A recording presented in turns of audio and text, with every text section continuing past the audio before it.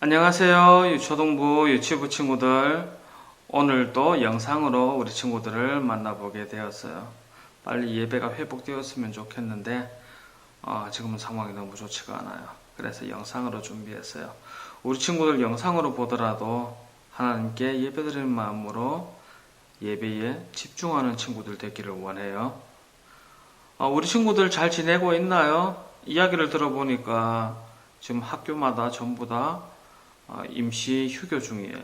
그래서 친구들이 학교에 가지 못하고 있다고 들었어요. 그런데 생각을 해보면은 학교를 못 가면은 학교에서 하던 모든 시간들을 집에서 쓰게 돼 있어요. 요즘은 코로나 때문에 밖에 놀러 나가지도 못하고 그렇기 때문에 너무 힘든 시간을 보내고 있어요. 그런데 우리 친구들보다 더 힘든 시간을 보내는 사람들이 있어요. 누구냐면 우리 친구들 엄마 아빠예요. 우리 친구들 생각을 해봐요. 하루 종일 열심히 힘들게 살아가고 있는데 집에 돌아와서 쉴 수가 없어. 굉장히 곤란한 상황일 거야.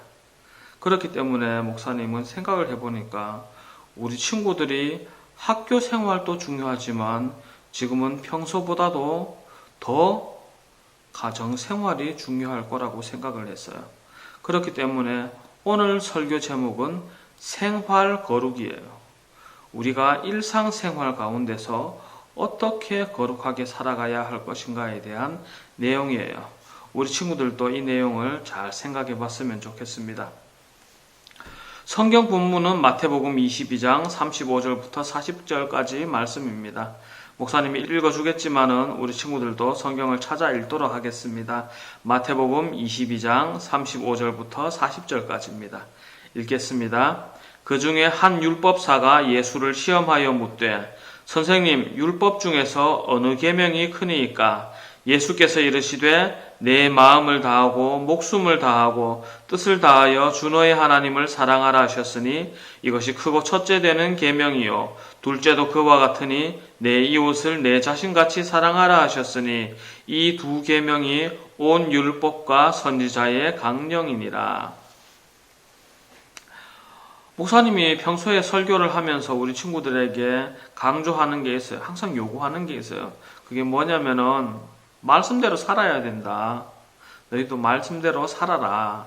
라고 목사님은 항상 요구하곤 해요. 그런데 좀 똑똑한 친구들은 이런 질문을 할 것 같아요. 그래서 목사님, 어떻게 말씀대로 살아야 됩니까? 라고 물어보는 친구도 있을 것 같아요. 아직은 못 들어봤지만. 좀 물어보라고. 시켜줄 테니까.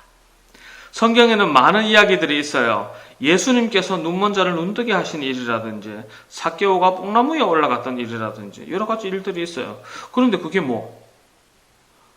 우리는 하나님의 말씀을 따라야 되는데 우리가 눈을 멀까요? 눈 뜨기 위해서? 그럴 수는 없잖아요. 우리가 뽕나무 위에 올라가 볼까요? 예수님 만나기 위해서? 못 만나잖아요. 적어도 우리가 눈이 먼다든가 뽕나무 위에 올라가는 거를 하려고 시키진 않는 것 같아요. 그러면은 우리는 어떻게 해야 할까요? 이런 말씀들은 우리에게 지키라고 주신 말씀이 아니라 이 말씀을 듣고 교훈을 받으라고 주신 말씀이에요. 그렇다면 대놓고 지키라고 주신 말씀은 뭘까요? 오늘 본문에는 한 율법사가 예수님을 시험하려고 한 말에서 시작된 대화였어요. 율법사가 예수님께 묻습니다. 랍비여, 가장 중요한 계명이 무엇입니까? 예수님께서 뭐라고 대답하시건 이 율법사는 받아칠 수가 있어요. 예수님이 뭐라고 대답하시건 그건 당신 생각이고 내 생각엔 이 계명이 더 중요한 것 같다 라고 받아칠 수가 있어요. 사람 말이란 건 항상 하기 나름이니까. 그리고 추정하건대 아마 랍비는 10계명을 염두에 두고 있었던 것 같아요. 구약 성경을 읽어봐도 우상 숭배하지 말라는 이야기가 거의 대부분이고요. 그리고 그 외에 사람들이 지켜야 할 사회 규범이 대부분이니까 가장 크게 보이는 부분은 가장 명확하게 우리 보고 대놓고 지키라고 시키는 말씀은 10계명이에요. 10계명은 크게 두 부분으로 나눌 수가 있어요. 1계명부터 4계명까지는 하나님을 섬기는 방법, 그리고 5계명부터 10계명까지는 사람끼리 잘 지내는 방법에 대한 이야기가 나와요. 크게 나누면 그렇게 나눠져요. 그렇기 때문에 이 두 부분으로 나눠진 10계명을 두 부분으로 나눠서 받아칠 수가 있어요. 예수님께서 10계명 중에 앞쪽 부분의 한 계명을 중요하다고 말씀하셨다면 이렇게 받아칠 수가 있을 거예요. 아닌데요. 하나님의 백성이 잘 돼야 하나님을 잘 섬길 거 아닙니까? 예수님 왜 이렇게 그런 말씀을 하십니까? 라고 받아칠 수 있을 거예요. 만약에 예수님께서 뒷부분의 계명이 중요하다고 말씀하신다면 아닌데요. 하나님을 잘 섬길 줄 알아야 하나님의 말씀을 지키죠. 당연히 앞부분의 말씀이 더 중요한 거 아닙니까? 라고 받아칠 수 있을 거예요. 사람 말은 하기 나름이니까. 그런데 예수님의 말씀은 그게 아니었어요. 하나님을 사랑해라. 율법사는 당황했을 거예요. 이게 뭔 말이지? 언젠가 목사님이 어머니를 모시고 병원에 간 적이 있어요. 여러 번 갔지만은 그날은 좀 특별한 날이었어요. 목사님이 살던 동네 의성 안개는 제대로 된 병원이 없어요. 사람 팔이 대놓고 부러졌는데도 엑스레이 찍어놓고 금간 것 같은데요. 팔이 이상한 각도로 꺾여 있는데? 그런 병원이기 때문에 그 병원은 감기 이상의 질병은 안 가지고 들어갑니다. 그런데 어머니는 건강검진을 받으셔야 하고 목사님은 어머니를 모시고 안동에 있는 병원에 가게 됐어요. 병원 계단을 올라가고 있는데 계단이 너무 미끄러운 거예요. 목사님 마음속으로 생각했어요.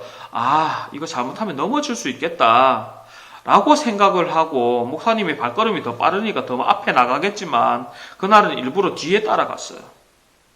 그런데 어머니가 앞에서 계단을 올라가시다가 미끄러지셔서 넘어지시는 거예요. 그래서 목사님이 얼른 뒤에서 받았죠. 받았는데 목사님이 밟고 있던 계단도 미끄러웠던 거예요. 혼자 서 있을 땐 괜찮았지만 어머니를 받는 순간에 같이 미끄러진 거예요. 순간적으로 생각을 했어요. 아, 이대로 넘어지면 어머니 크게 다치겠다.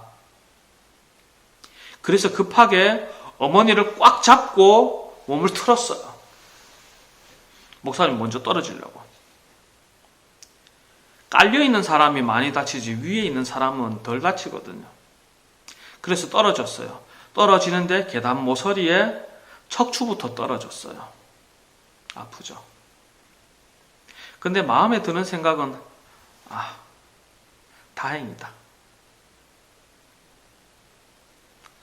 어머니가 아프게 되면은 난 그걸 감당할 자신이 없어요. 차라리 내가 아픈 게 나아. 그래서 마음에 드는 생각이 정말 다행이다 라고 생각을 했어요. 그리고 나서 어머니를 모시고 병원을 다 돌아다니고 치료를 하고 돌아왔어요. 나중에 다시 생각을 해보니까 좀 이상한데 이기적인 내가 어째서 내가 다치는 것보다 어머니가 다치는 게 더 싫었을까? 우리 친구들 안 그럴 것 같죠? 우리 친구들도 똑같은 상황이 온다면 같은 생각을 하고 같은 행동을 할 거예요. 우리는 매일매일 보니까 익숙해서 잘 모르지만 우리가 제일 사랑하는 사람은 우리 엄마, 아빠, 형, 누나, 동생, 우리 가족이에요. 우리는 가족을 사랑하기 때문에 가족을 위해서는 더 많은 것을 기꺼이 희생할 수 있어요. 그것이 사랑하는 것이랍니다. 만약 우리가 하나님을 사랑한다면 우리는 이전까지 할 수 없었던 일을 할 수 있을 거예요. 주일 일어나는 것이 너무 힘들다는 친구가 있어요. 그런 친구들 많이 봤어요.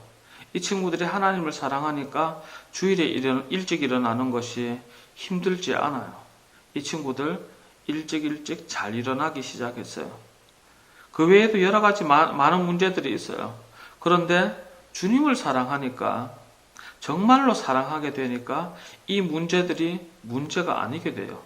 심지어는 이 친구가 먼저 일어나서 엄마를 깨우고 엄마 밥 주라, 엄마 세수 좀 해라, 엄마 지금 시간이 몇 시인데 아직 안 일어나고 있노? 오늘 예배 드려야지. 그런 친구도 있어요. 네, 우리가 하나님을 사랑한다면 하나님을 사랑하는데 방해가 되는 것들은 별로 문제가 되지 않을 거예요. 문제는 우리가 하나님을 생각만큼 사랑하지 않는다는 거예요. 그리고 예수님께서는 이 말씀에서 한 말씀을 더 보태세요. 39절 말씀, 둘째도 그와 같으니 내 이웃을 내 자신같이 사랑하라 하셨으니. 이런 마음은 하나님도 우리와 같은 것 같아요. 내가 사랑하는 것을 남도 사랑했으면 좋겠어요. 하나님께서 예를 들면은 보민이도 사랑하시지만 소윤이도 사랑하세요. 근데 둘이 사이가 나빠서 맨날 싸우면 하나님께서 기뻐하실까요? 옛날에는 우리가 하나님의 말씀을 잘 따르고 내 이웃에게 친절하게 대해주면 그 이웃이 우리의 친절함을 보고 하나님을 알게 된다고 생각을 했어요. 하지만 지내고 보니까 정말로 예수님 믿으려고 나오는 사람들에게 물어보면은 사실 그런 경우가 잘 없어요. 오히려 이런 사람들은 감동받아서 온 게 아니라 힘들어서 나와요. 나 그냥 사니까 너무 힘들어서 하나님을 의지하면 좀 나아질까 싶어서 나아오는 사람들이 많아요. 예수님께서 이걸 모르셨을까요? 잘 알고 계셨겠죠. 즉 무슨 말씀이냐면은 우리에게 이웃을 사랑하라고 말씀하신 이유는 너희들이 이웃을 사랑해서 내 사랑을 이웃에게 보여서 이웃을 전도하라고 주신 말씀이 아니라 하나님께서 우리의 이웃을 사랑하기 때문에 너희도 너희의 이웃을 사랑해라. 왜냐하면 내가 사랑하니까. 예수님께서 사랑하시는 그 사람을 우리도 사랑한다면 그 사람을 향한 예수님의 그 사랑이 우리와 동일해서 예수님과 그 사람만의 사랑, 예수님과 나만의 사랑이 아니라 우리 모두의 사랑이 될 수 있는 거예요. 기쁨이 더하는 거죠. 돌이켜보면 목사님도 어렸을 때 여동생하고 많이 싸웠던 것 같아요. 기억은 하나도 안 나지만 내가 지고 살 것 같지는 않거든. 거기다가 원래 때린 놈은 기억 못하지만 맞은 놈은 기억하잖아. 동생은 기억할 것 같아. 고향 가면 잘해줘야겠다. 아무튼 이제는 싸우지 않아. 이제는 안 싸워.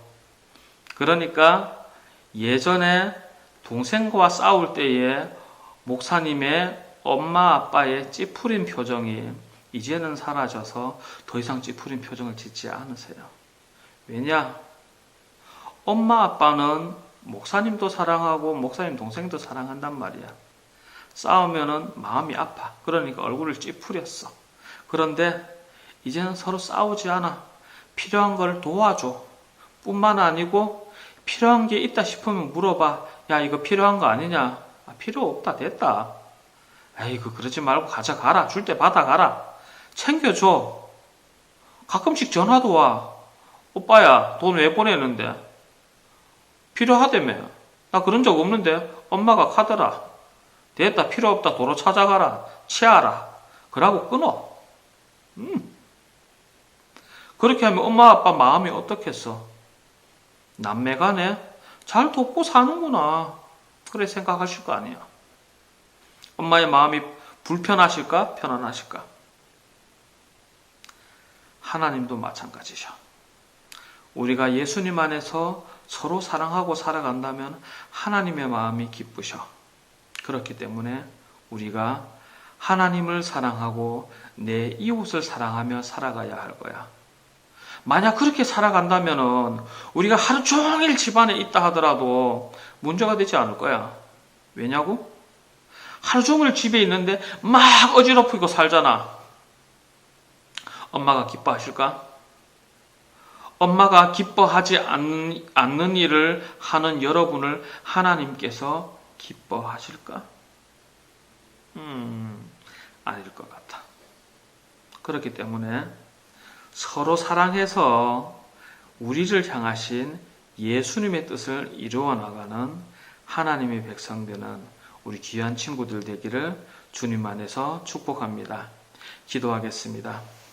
거룩하신 하나님 아버지, 주님의 크신 은혜를 감사합니다. 잠시 말씀을 살펴보았습니다. 하나님 아버지, 우리가 사랑하는 법에 대해서 잠시 배웠습니다. 하나님 아버지, 우리가 예수님 안에서 서로 사랑하고 무엇보다 하나님을 사랑하여서 우리를 향하신 하나님의 뜻을 이루어 나갈 수 있도록 주여 인도하여 주옵소서. 주님께서 붙잡아 주실 줄 믿사오며 거룩하신 예수님의 이름으로 기도드립니다. 아멘. 하늘에 계신 우리 아버지여, 이름이 거룩히 여김을 받으시오며 나라의 임하옵시며 뜻이 하늘에서 이룬 것 같이 땅에서도 이루어지이다. 오늘날 우리에게 일용할 양식을 주옵시고 우리가 우리에게 죄 지은 자를 사하여 준 것 같이 우리 죄를 사하여 주옵시고 우리를 시험에 들게 하지 마옵시고 다만 악에서 구하옵소서. 대개 나라와 권세와 영광이 아버지께 영원히 있사옵나이다. 아멘. 우리 친구들 한 주간도 잘 지내고 말씀 안에서 서로 사랑하는 하나님의 백성 되기를 주님 안에서 축복합니다.